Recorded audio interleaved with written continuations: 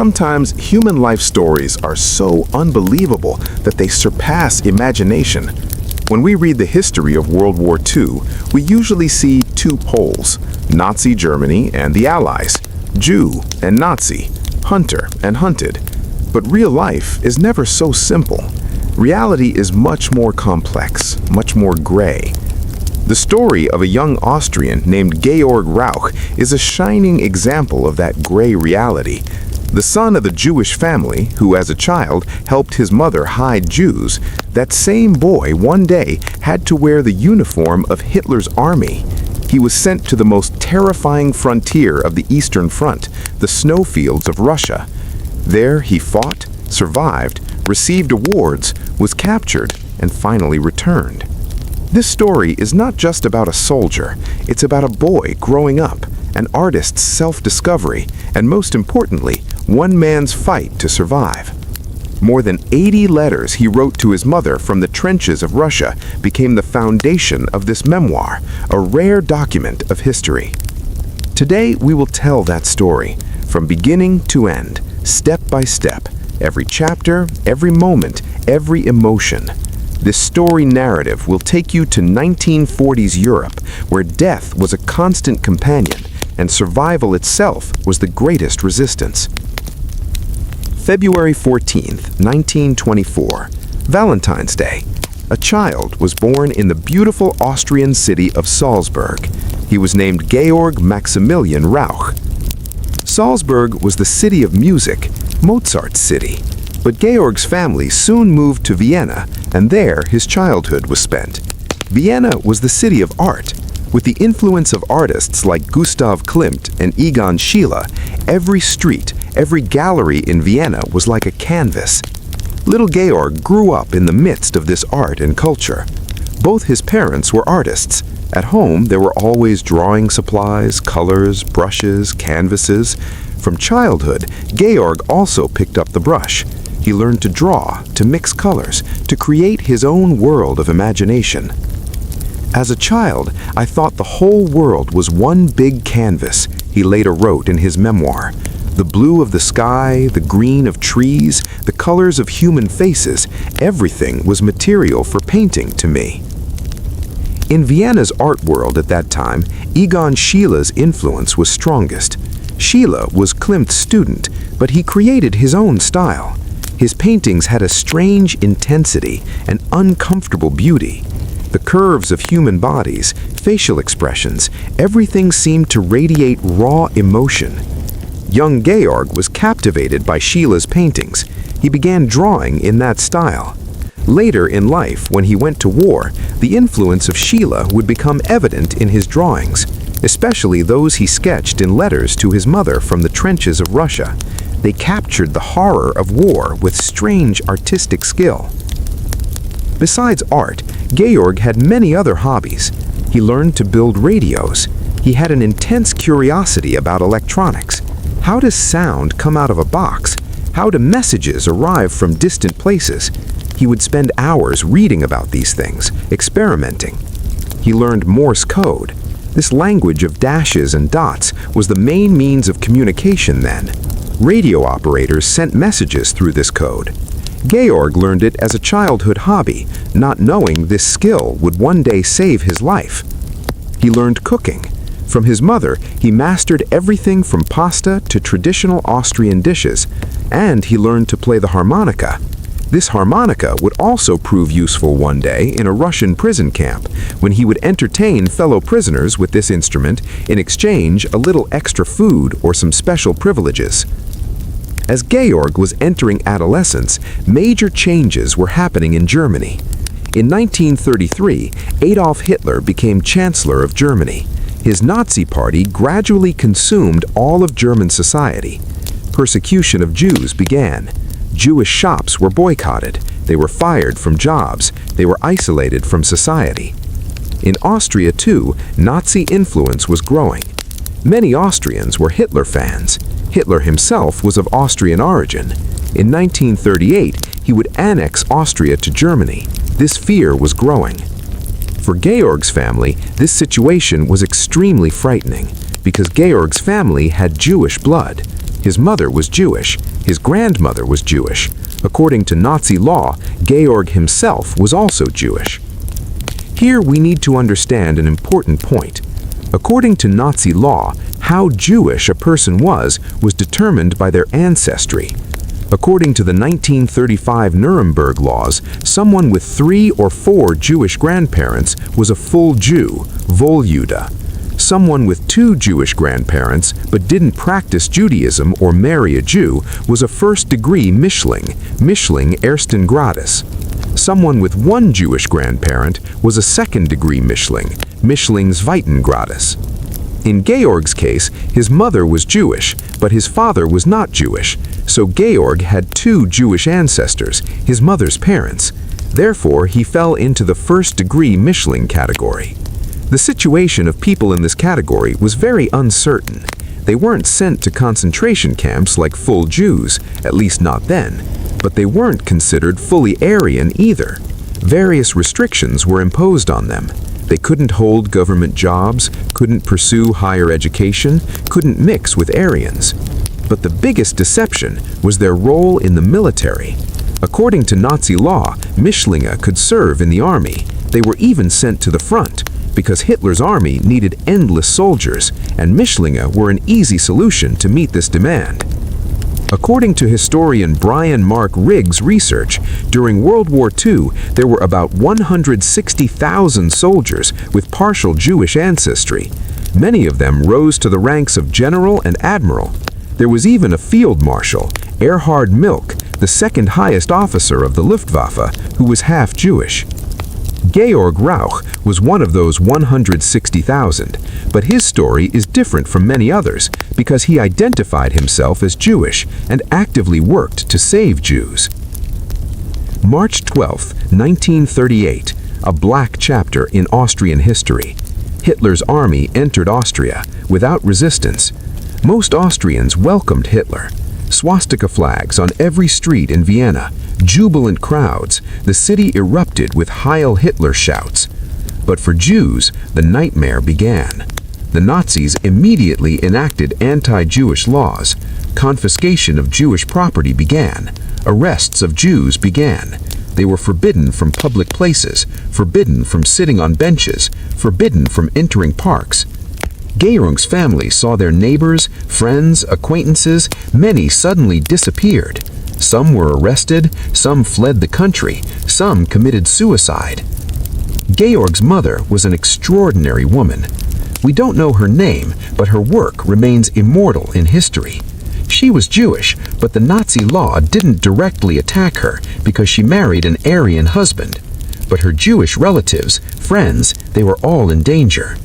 Mother decided she would save Jews. She created hiding places in her Vienna apartment, false walls behind real walls. There she hid Jewish couples. Georg, then a young adolescent, but he fully helped his mother in this work.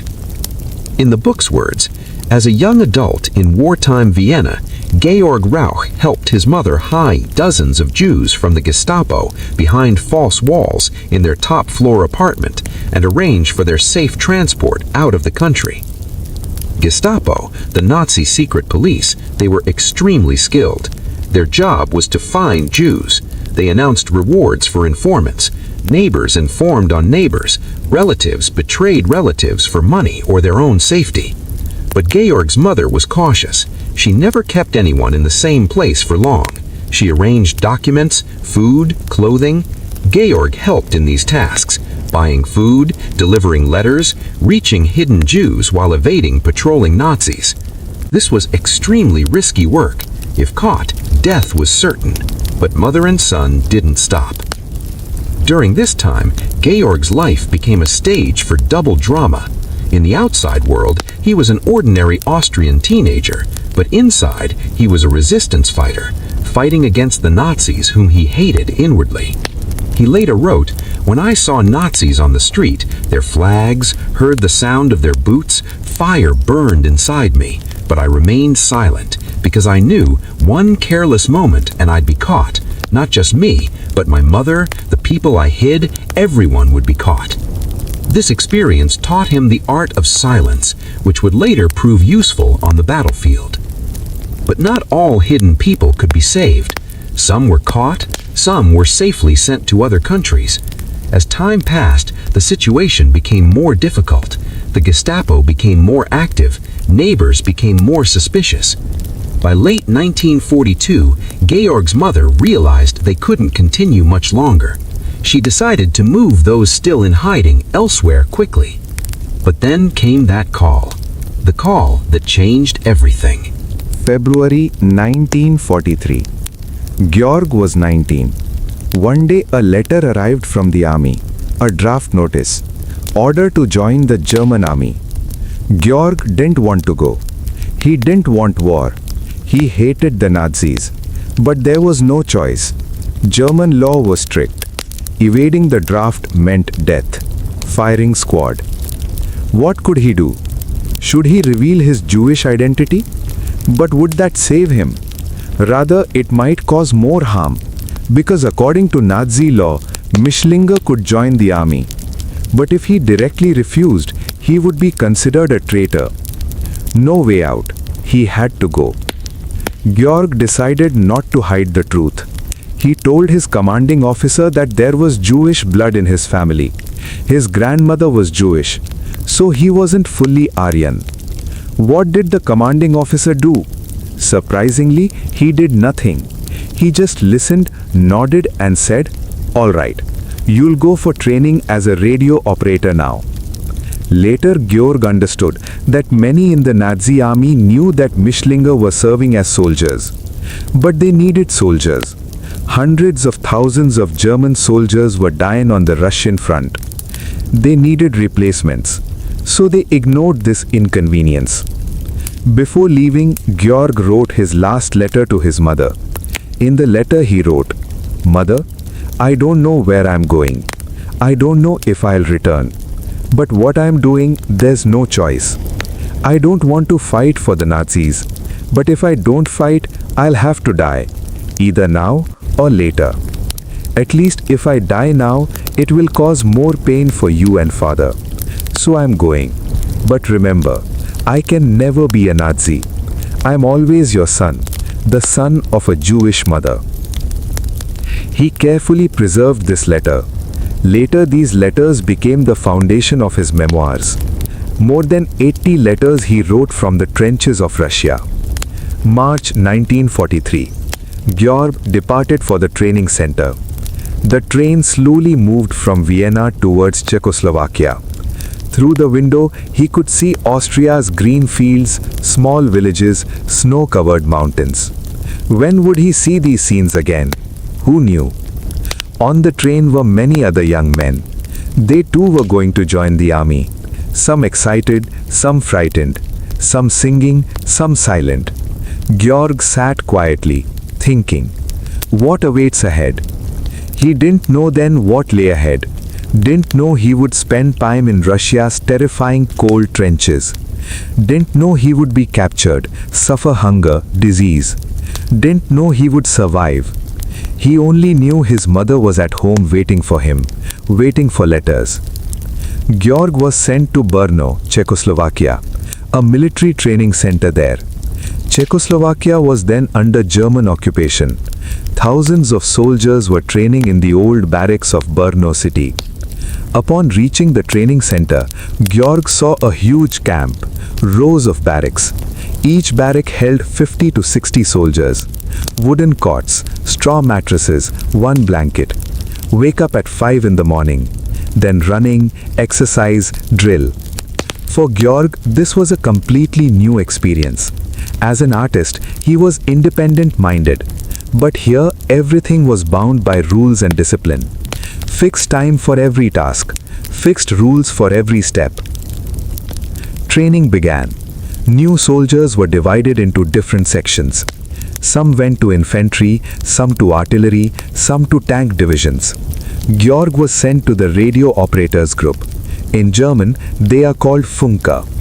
Because Georg had experience building radios, knew Morse code, instructors saw that this boy was ahead of many others. He could read and send Morse code very quickly. He knew radio equipment, could repair it. Georg himself was surprised. He never thought his childhood hobby would save him, because radio operators usually stayed a bit behind the front lines. They didn't face direct gunfire like infantry soldiers, at least not as much. Training was extremely harsh. Drill from morning to night. Rain or shine, exercise had to be done. Officers shouted. Punishment for any mistake. Extra drill, food deprivation, or night guard duty. Georg wrote to his mother, "Mother, people are going crazy here. Just shouting and punishment. No one asks how you are, what you need. You're just a number. 2, 3, 4, 5, 6, 7. They call you by this number. They give you food by this number. They'll send you to death by this number." But amidst this strict discipline, Georg kept his artist soul alive. Whenever he had time, he sketched. Faces of comrades, scenes of the barracks, officers' quarters, he drew everything. Later he sent these sketches to his mother with letters. At the training center, Georg made some friends. They were all German or Austrian youths. Some had families in the Nazi party. Some, like Georg, were ordinary people forced into war. One friend was Fritz. He was a farmer's son. Very simple, amiable. He told Georg, "I don't know why we are fighting. My country has no quarrel with Russia. But they say we have to go." Another friend was Hans. He was from Berlin. Urban, clever. He was also a radio operator like Georg. Together they would chat about radios, talk about new equipment. These friends were Georg's last connection to normal life. Laughter and jokes with them, chatting, these reminded him he was still human, still alive. During training, Georg was called by the commanding officer one day. He said, "Rauch, you're doing well. You're being offered to become an officer. Do you want to go for officer training?" Georg remained silent. Becoming an officer meant more privileges, more security. But it also meant becoming a Nazi party member. Because in the German army, to be an officer, one had to be a party member. Georg told the truth. He reminded the officer that he was a Mischling. His grandmother was Jewish. He couldn't become a Nazi party member. The commanding officer listened, said nothing. But Georg was no longer sent to officer training. Later, Georg thought that this incident was for the best. Because if he became an officer, he might have to follow Nazi ideology more strictly, be part of more crimes. As an ordinary soldier, he could remain somewhat hidden. 6 months passed. Training ended. Now he would be sent to the front. But where? Western Front? France? Italy? Or Eastern Front? Russia? Everyone wanted to go to the Western Front. There the fighting was comparatively less. If captured, there was a chance of being captured by Americans or British, who followed the Geneva Convention. But the Eastern Front? Being captured by Russians meant death, or a lifetime in Siberian prison camps. What was written in Georg's fate? One day the adjutant called him. He said, "Rauch, you're a radio operator. You're being sent to the Eastern Front, Russia." Georg's heart sank. Russia. The name alone made German soldiers shiver. No one returns from there, or very few return. But there was nothing to do. Had to pack bags. Final farewells to friends. Then train. Again train. This time destination, an unknown wilderness. Russia's snowfields. Late 1943. The train raced through Poland, towards Ukraine. Outside the window, the scene slowly changed. Green fields turning grey, trees decreasing, villages becoming poorer, more destroyed. At some stations, German soldiers were standing, tired, depressed, many wounded, returning home with bandaged hands and legs. Georg saw that the returning trains were crowded with wounded soldiers. Others weren't returning at all. Georg's destination was Crimea. This peninsula on the Black Sea coast was then under German occupation. But the Russian army was constantly pressing. German lines were about to collapse. Got off the train. Ruins all around. Broken houses, burnt trees, abandoned tanks by the roadside. Distant cannon roar. Occasional aircraft sounds. Soviet planes came to drop bombs at night. Georg was taken near the front line. There was a dugout, his unit. A few soldiers, a few radios, some wires, some batteries. This was his new home. Life in the trenches was hell. Day and night spent in mud and ice. Food was insufficient. Couldn't cook because smoke would attract enemy attack. So dry biscuits, canned meat, occasionally hot soup if lucky. Had to sleep in dugouts, small holes dug underground. 4-5 people together. No heat, no blankets. Just lying on straw. Feet would freeze in winter. Georg wrote, "I can't feel my toes anymore. Don't think they are my feet." Most terrifying were the nights. At night Russians would attack. The sound of their Katyusha rocket launchers was terrifying. Known as Stalin's organ, this weapon could fire 48 rockets at once. The sound was as if thousands of demons were screaming. Georg's job was to maintain radio communication, send frontline news to rear command, deliver command to frontline soldiers. This work was extremely important. If communication broke, the whole unit could be destroyed. So Georg had to be alert almost ever alive. At night during attacks, He sat by the radio sending messages. With Morse code's tick-tick sounds, he would inform, "We're here, alive, need help." The advantage of being a radio operator was not having to face direct gunfire, but there were disadvantages too. The enemy could detect radio signals, then target that position with artillery. So sometimes Georg had to move the radio, set up in new places. This was extremely risky, especially in darkness. The first death in war is never forgotten. In Georg's unit was a young soldier named Heinrich, only 18, just finished training and arrived. He couldn't understand the horror of war yet. One morning, Russian artillery attack began. Everyone took shelter in dugouts. Heinrich was outside, didn't understand. A shell landed near him. Georg saw Heinrich's body disintegrate in the blink of an eye. The boy who was smiling moments ago, now gone. All day, Georg heard Heinrich's last scream. Couldn't sleep at night. Next day, he wrote to his mother, "Mother, today I saw death for the first time. My friend's death. He was still a child. Why did they have to kill him? What was gained? I don't understand." He never found an answer to this question. Russia's winter was unbelievable for Western Europeans. Temperatures would drop to -40 degrees. Air would freeze. Breathing itself was difficult. Snowstorms would rage for days. Visibility zero. No one could see anything. German soldiers weren't prepared for winter. Hitler thought Russia could be conquered quickly, so winter clothing wasn't supplied. Soldiers remained in summer uniforms in the freezing wilderness. Georg wrote, "We shiver all night. Can't light fire, enemy would see. So just keep shivering. Hold each other close, but still no warmth. Feel like we'll never be warm again." Many soldiers died from the cold. Their feet froze, had to be amputated. Their hands froze, could never hold weapons again. Many went mad, just from cold, from the terror of cold. Georg survived. How? He himself doesn't know.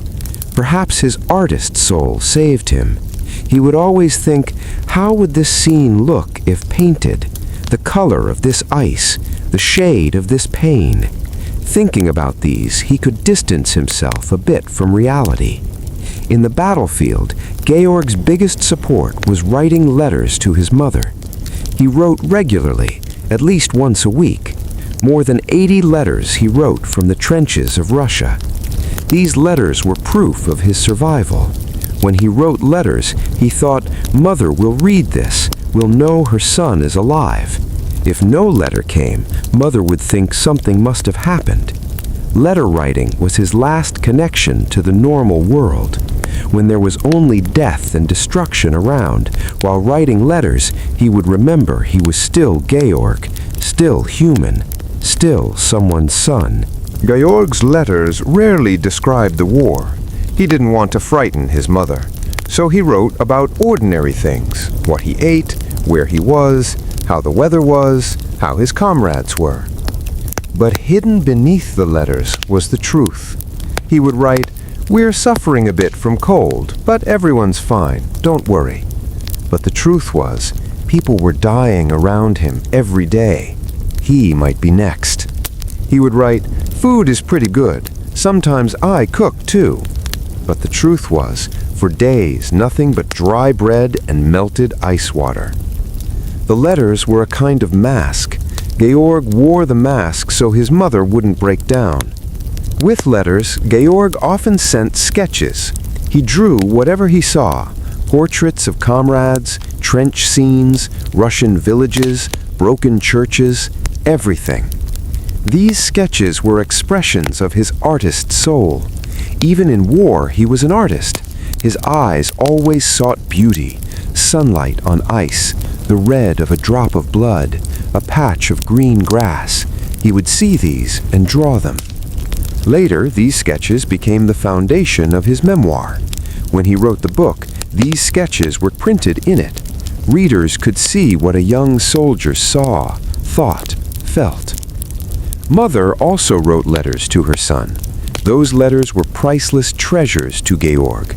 Whenever a letter arrived, he would read it repeatedly until memorized, then keep it close to his heart.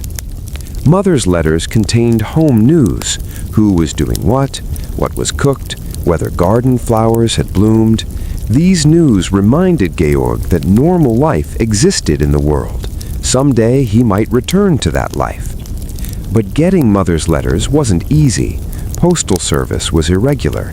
Sometimes 10 letters would arrive together, sometimes months without any letter. Then he would worry. Was Mother sick? Had something happened? Wouldn't sleep at night with anxiety. Another special feature of Georg's letters was his use of humor. Even in terrible situations, he would write funny things, joke about his situation, tell amusing stories about comrades. In one letter he wrote, "Mother, today I thanked my toes. They hadn't frozen yet, but they're trying hard. I said, no, not now. Still much work left." In another letter he wrote, "A mouse got into our dugout. We all chased it, finally caught it. Then what to do? Kill? Release? Finally, Fritz said, this must be a Russian spy, so we interrogated it. The mouse said nothing. We declared it a prisoner of war." This humor kept him alive because he could still laugh, still wanted to live. Those who forgot to laugh died first, either by bullet or in their minds. Summer 1944. 3 years since Germany invaded Russia. Though progress was rapid initially, now the situation was reversed. The Russian army was slowly pushing the Germans back. The situation in Crimea was getting worse. German lines were breaking, soldiers were tired, morale was low. Many realized they would lose this war. But Georg was still alive. Many around him were gone. Who died, who was wounded and sent home, who was captured. Georg remained. How? He himself didn't know. August 1944. One day, Georg was called by the commander. He said, "Rauch, you have a special task. You need to go behind Russian lines and establish radio communication." The task was extremely dangerous. Going behind enemy lines meant certain death if caught. But there was no choice. Georg agreed. At night, with a few soldiers, he set out. Had to evade Russian lines. No noise allowed, no light allowed. Just walk in darkness. After several hours, they reached the designated place. Georg quickly set up the radio, established contact with command, sent message that they had arrived, ready to start work. They stayed there for 3 days, observed Russian troop movements, collected information, at night sent it by radio. On the 4th day, safely returned to their own lines. After this mission, Georg was called by the brigade commander. He said, "Rauch, you have performed your duties with courage. You continued your work in the face of danger. I am recommending you for the Iron Cross Second Class." Georg couldn't believe it. The Iron Cross was Nazi Germany's most prestigious military award, given for bravery, and a Jew, partially Jewish, was receiving this award. But it was true. A few weeks later, in a formal ceremony, the award was pinned on Georg's chest. He stood there, thinking about its meaning. Who was he fighting for? He was receiving an award from those who hated him for being Jewish. Later, he wrote to his mother, "Mother, I received the Iron Cross, but my heart isn't happy. Do I deserve this award? I'm not fighting for them. I'm just trying to survive." After receiving the Iron Cross, some changes came in Georg's life. He started receiving a bit more respect. Comrades congratulated him. Officers treated him slightly more kindly. But inwardly, Georg knew this award changed nothing. He was still in the same danger. Death still stood beside him every day. The award couldn't save him from bullets. He also understood something else. Many in the German army knew he was a Mischling, but they were ignoring it because they needed brave soldiers. Whether to win the war or lose the war, they needed soldiers. Georg was fulfilling that need, so they didn't bother about his Jewish identity. But Georg knew this ignorance wasn't permanent.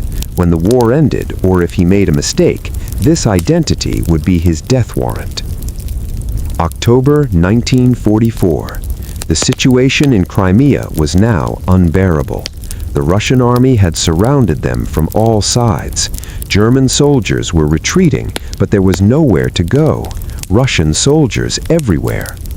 Georg's unit was told to fight till the end, no order to retreat. They had to die, but not leave their position. October 23rd. At night, the Russians attacked. First artillery, then tanks, then infantry. Georg sat by his radio sending messages. "We're surrounded. Need help. Send help quickly." But no help came. Command informed that help couldn't be sent. They had to save themselves. By morning, Russian soldiers reached near the dugout. Georg broke the radio so the enemy couldn't use it, then came out, hands up, surrendered. Russian soldiers took Georg away. First, he was interrogated. An officer asked questions in German. Name, rank, unit name, how many soldiers, position. Georg told the truth, didn't hide anything, because he knew the Russians already knew everything. Lying would only bring punishment. The officer asked, "Are you a Nazi party member?" Georg said, "No, I was never a party member." The officer was surprised. Why? All German soldiers are members. Georg said, "I'm Austrian and there's Jewish blood in my family." The officer was even more surprised. He stared at Georg, then said, "You're Jewish and you fought in Hitler's army? How is that possible?" Georg said, "I don't know either, but it's true." Georg was taken with other prisoners on foot. The famous Death March began. Russian soldiers were moving prisoners from one place to another, often on foot, without food or water. The path was terrible. Winter had begun. Ice on roads. Prisoners walked barefoot. Many fell and couldn't get up. They were left behind. Russian soldiers shot those who fell behind. Georg wrote, "I saw a friend fall. He couldn't get up. I went to help him, but a Russian soldier pushed me, said, 'Move forward.' I looked back. He was lying on ground. Then, gunshot. I knew he was gone." They walked for 11 days, almost 500 kilometers. Whatever they got, they ate, drank melted ice water, slept under open sky at night. Georg survived. How? He himself didn't know. After the march, George was sent to a prison camp in Ukraine. Thousands of German prisoners there. Conditions were terrible. Severe food shortage in camp. One bowl of thin soup and one piece of bread per day. Many dying of hunger. Diseases spreading, typhus, dysentery, pneumonia. No treatment, no medicine. Those who got sick died.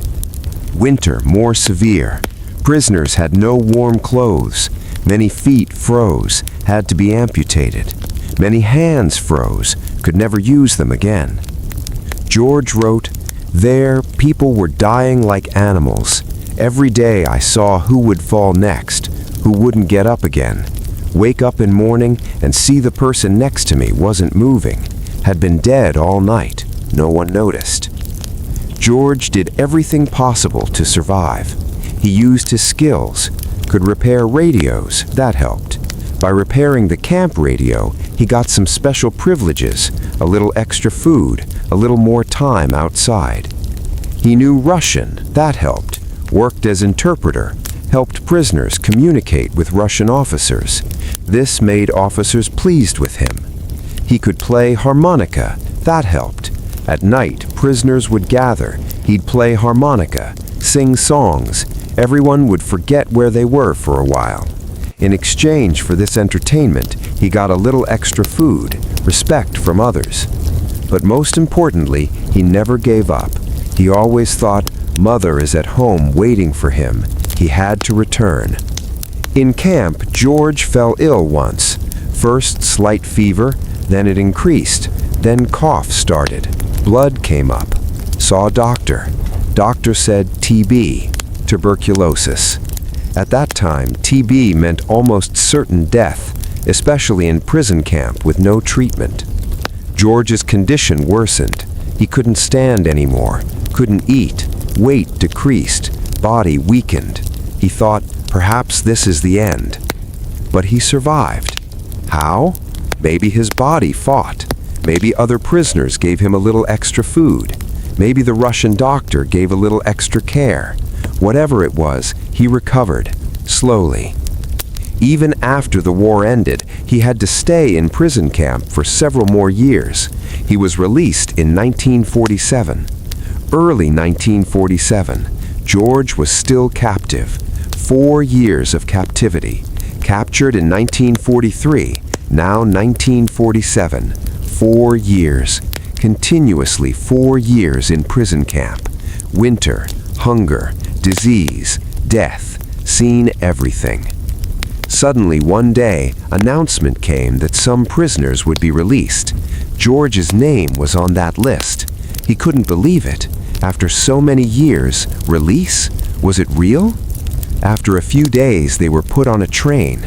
The train sped westward, towards Germany, towards Austria, towards home. The train moved forward. Looking out the window, George saw ruins, destruction all over Europe, broken houses, burnt trees, abandoned tanks, people sitting by roadsides, tired, depressed. He saw German cities destroyed by bombs, Dresden, Berlin, Hamburg, all cities now ruins, bridges broken, rail lines torn, no roads. The train stopped occasionally, had to get off, then catch another train to move forward. Sometimes had to walk. George moved slowly, one step forward, another step towards home. Finally, Vienna, late 1947. George entered the city, but this city was no longer the old Vienna. Many houses destroyed by bombs, broken bricks, glass on streets, people walking quickly, not looking at anyone. George went to his house address. There he saw the house was gone, completely destroyed by bombs, just a pile of bricks and wood. Where was Mother? Where was Father? Were they alive? Then the search began. George asked local people, "Anyone know anything? Anyone have any news?" Someone said, "Yes, I saw a Jewish woman hiding." Someone said, "No, don't know anything." Searched day after day, week after week, no trace. After much searching, one day he heard from a neighbor that his mother was alive. She had been hiding on the other side of the city, in a small room, living on rent. George went to that address, knocked on the door. A woman opened the door, tired, thin, aged, but those eyes, That face, yes, this was his mother. George said, "Mother." Mother stared for a second, then screamed, embraced him. Both cried. After 4 years, after war, after prison camp, finally they were together again. Later, father was also found. He too was alive. He too had been hiding. The family was reunited again. After returning home, George's first task was to recover. His body had broken down during captivity. TB had weakened him. Doctors said he needed long rest. George was admitted to a TB sanatorium in the Alps. There he spent a year and a half. Clean air, good food, regular rest. Slowly he recovered. During this time he thought a lot. What would he do now? His life hadn't stopped. He was 24 then, whole life ahead. What would become of him? He decided he would become an artist. Childhood dream. What he was before the war, he would be again. Draw, paint, create. After leaving the sanatorium, George began studying architecture because he thought supporting a family with art alone is difficult. With architecture, he could have both art and money. He studied in Vienna, attended classes, took exams, got a degree. But his heart always pulled towards art. Drawing, painting, sketching, these were his true loves. The Austrian government gave him a scholarship for art. He held solo exhibitions in various European cities, Vienna, Salzburg, Paris. His paintings were seen everywhere. In 1966, another big change came in George's life. He married an American woman named Phyllis. Phyllis was a translator. She decided to translate George's German memoirs into English. After marriage, George went to America, started living in New York City. There he exhibited his artwork. New York, California, Toronto. His paintings were praised everywhere. America was a new world for him. There, no one asked what he did in the war. No one wanted to know if he was Nazi or Jew. They just looked at his paintings, valued him only as an artist. This is what George wanted. He wanted people to know him as an artist, not as a soldier of war. In 1967, George first visited Mexico. The beauty of Puerto Vallarta captivated him. Blue sea, golden sand, green mountains, like paradise. He started painting there regularly. In 1976, he and Phyllis permanently moved to Mexico, took a house on the shores of Lake Chapala. There he spent the rest of his life. In Mexico, George became very successful. His paintings were exhibited throughout the country. Large retrospectives were held in various Mexican museums. He became a known name in Mexico's art world. George's last major work was writing his memoirs. Phyllis encouraged him, said, "The world needs to know your story. A Jewish soldier who was in Hitler's army. This is a unique chapter in history." George began writing. He took out 80 letters he had written to his mother from the Russian trenches, read those letters, looked at those sketches. Slowly his memories returned. He wrote, his childhood, hiding Jews with mother, draft, training, Russian front, Iron Cross, captivity, release, return home, everything. Phyllis translated into English. The book was titled The Jew with the Iron Cross, or Unlikely Warrior, a Jewish Soldier in Hitler's Army. In the summer of 2006, the book was published. Immediately response came. Critics praised. Ordinary readers were amazed. Some couldn't believe such an unbelievable true story. Historian Brian Mark Riggs said about the book, an extraordinary account of World War II through the eyes of a part Jew. Rauch's experience presents a dramatic picture of physical and mental struggle. Another critic wrote, "This book isn't about war strategy, it's about what it means to be part of an army." Rauch highlights those aspects of war usually just mentioned in passing. The book was translated into Spanish and won the Writer's Digest magazine award in 2007. November 2nd, 2006, Georg Rauch passed away. He was 82 years old.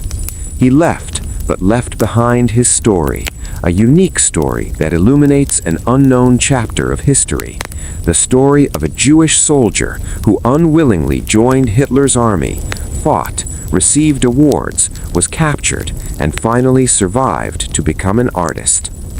In 2008, a new edition of his book was published as Unlikely Warrior, a Jewish soldier in Hitler's army,